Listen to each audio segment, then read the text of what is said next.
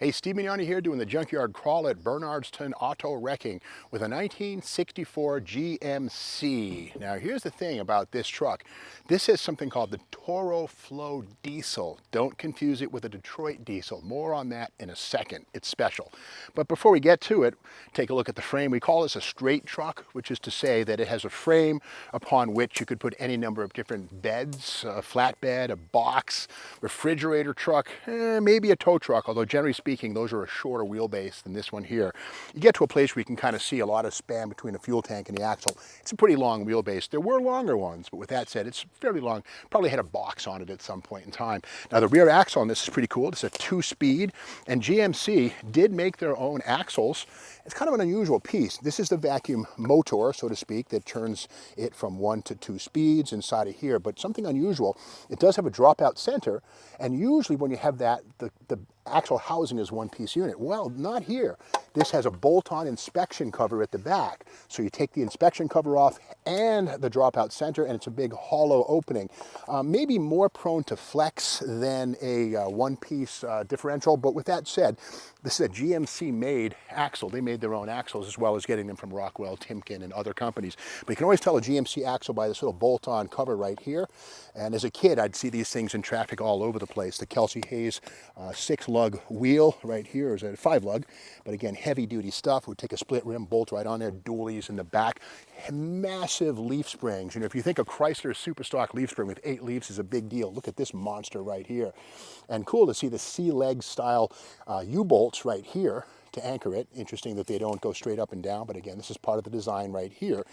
And let's get back into the cab. Again, 1964. The weird thing on this one here, it is a diesel truck for sure. Here's the tank on the side here. It does have dual exhaust, which is insane. It's something that somebody whipped up, but we can see right here, one of the pipes here and one there. It is a V6 engine. We'll get to that in a second. I'm teasing you here, but again, this thing must have sounded crazy with the dual pipes and the V6 engine under the hood. But before we go there, here's inside the cab, manual transmission. And we can see that this one has an interesting tachometer. It only goes to, I guess, what, 4,000 RPM. You can see it on the right-hand side right there. So definitely the diesel engines were not high revvers. 80-mile-an-hour speedometer, has the usual vacuum gauges, etc., for the vacuum for the air brakes and all the other things that the vacuum operated inside. Now this one here, the cabs on these trucks are similar to a half-ton Chevy or GMC pickup. They can be transferred, but the floors are generally different and need to be changed out to suit the half-ton truck floor.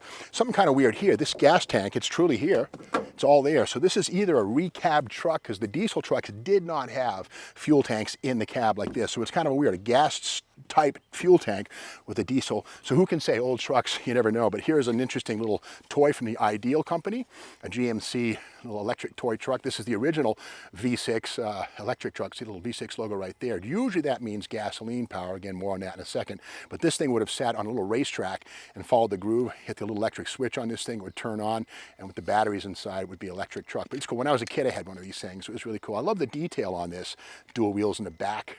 Anyway, kind of cool. Now getting back to this truck, the big deal on this one here is a diesel. Now don't think Detroit diesel. Generally speaking, 2-stroke, very popular engine. They call them the Screamin' Jimmies. And in fact, if you watch on YouTube, people like to do runaway diesel videos, and you basically hold the fuel rack in a wide open position on a 2-stroke diesel. It'll run for about 10-15 minutes before it blows up. Kind of cruel, but funny to watch. But this is not a Detroit diesel. This is the Toro-Flow. Let's open the hood and have a look. And 3, 2, drum roll. There it is, the mighty Toro-Flow. Now here's the thing, it is a V6, it's on a 60-degree V, very narrow, but it's a diesel.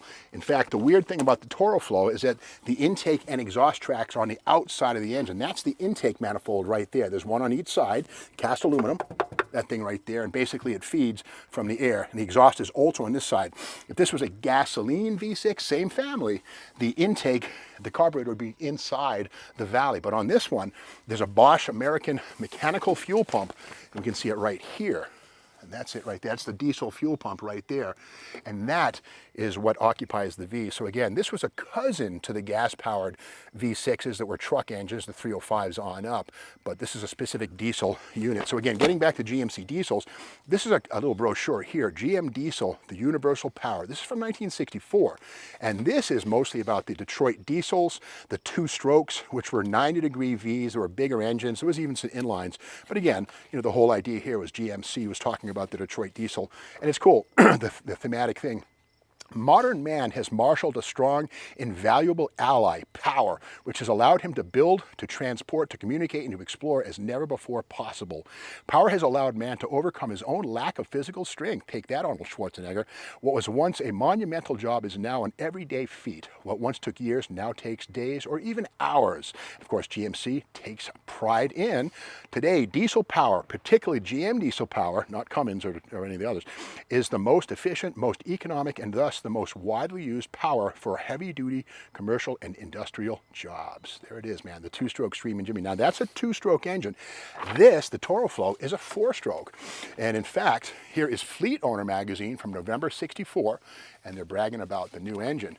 You can see right here, work power does the job. Now, that's a cab over right there, but you can see here that the big power lineup includes the Toro-Flow, Torque-Flow and Toro-Flow. Those two terms are used interchangeably. Same engine, but again, that's the. They also had a 409. Yep, there's a 409. Not just for the Impalas and the Biscaynes. Take that one, Beach Boys. But you can see on the right-hand side the axles, that 23,000-pound rear axle. There it is, right there. That's an Eaton, but there are also some GMC-built axles, like we saw on this one here.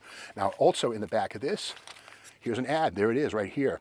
This is for the Toro-Flow. And again, the difference between fuel consumption like this and this on the left, empty like that gas engine, and halfway on the diesel is the GMC Toro-Flow diesel. Not Torque-Flow, but again, both of those terms, Toro and Torque, were used interchangeable by GMC. Who knows why?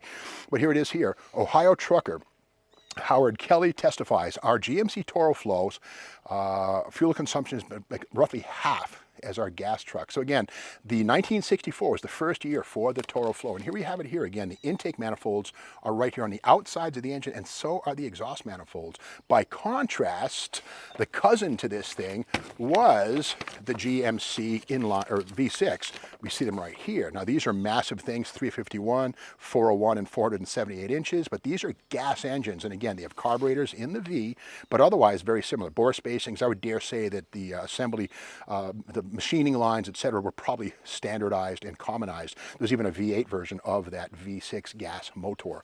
But getting back to this diesel, what we can see on this one, this is either a 351 or a 478. The Bosch American mechanical fuel pump was the weak knee. These were notoriously troublesome. Now this one is intact, and again, it's very much heavy duty. We see the dual belts here for the drives, for the alternator. This probably would have had a generator back in '64, maybe an alternator. This is an aftermarket replacement. With that said, it's an interesting look at General Motors' other diesel. Now, these were not made by Detroit Diesel. These were made by GMC, so don't call it a Detroit Diesel, and don't call it a two-stroke. This is a four-stroke, which is to say intake, exhaust, power, compression, etc. The four-cycle, the Otto cycle, unlike the Detroit diesels, which were two-strokers. So I can only imagine the sound of this four-stroke diesel with those two pipes under the cab roaring down the road. Now this one here, it's possible it's been a cab swap or maybe an engine swap, I don't know, because again, that gasoline style tank behind the seat is a little weird. So old trucks, lots of stuff happened to them over their lives. But again, we can see the GMC has four headlights, whereas a Chevrolet truck of this period would have had single lights, otherwise largely the same stampings and sheet metal. And this truck here would be a 5-ton or less capacity vehicle. The reason being, the Toro-Flow is a tough engine, but for serious 5-ton and above, you had to step up to the Detroit diesel. So these Toro-Flows were sold to owners of trucks that wanted the fuel economy of a diesel, but not the price of a heavy-duty two-stroke Detroit diesel. So the Toro-Flow was around '64 into the mid-'70s. It had its place, but again, don't always assume that a GMC truck with a diesel is a two-stroke. It's not always the case. Case in point is the Toro-Flow V6. So if you like this video, be sure to subscribe to the Steve Maggs YouTube channel, share this video with your friends, give us a thumbs up, and by all means hit the bell so you know when the next video hits, which is tomorrow morning.